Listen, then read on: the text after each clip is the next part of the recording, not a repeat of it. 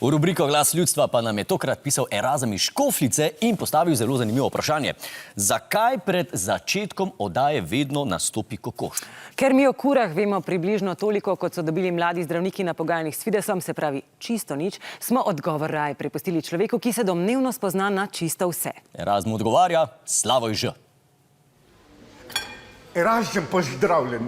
Odlično vprašanje. Vidim, da je vaš tudi nekaj filozofa, ker samo pravi filozof je človek, ki namesto, da bi se med gledanjem TV oddaje zabaval, se raje postavlja zapletena in dolgočasna vprašanja. Čestitam. Skoro na začetku ustvarjalci v resnici odgovarjajo na staro filozofsko vprašanje, ki pravi, kaj je bilo prej, kura ali pa jajce.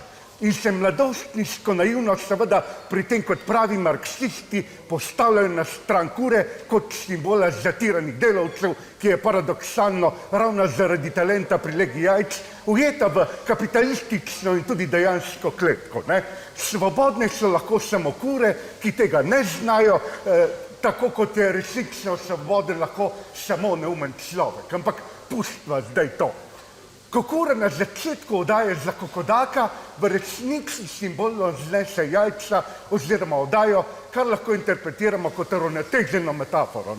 Na eni strani jo ljudje razumejo, kot da gre očitno za oddajo z jajci, na drugi strani pa trdijo, da je preprosto dejstvo, da so vse skupaj ena navadna jajca.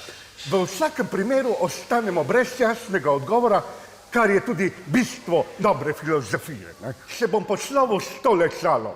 Zakaj je šla kura čez cesto? Ja, ker živi v neoliberalnem kapitalizmu, ker si lahko sam izbereš samo, kako boš umrl, ali pod kolesje ali pod nožem. Tako da, dragi Erazem, pusti kure in raje razmišljaj, kako boste rešili ta problem, ker jaz ga ne bom življal. V starih cajtah smo na konc djal lahko noč, se vidimo naslednji teden.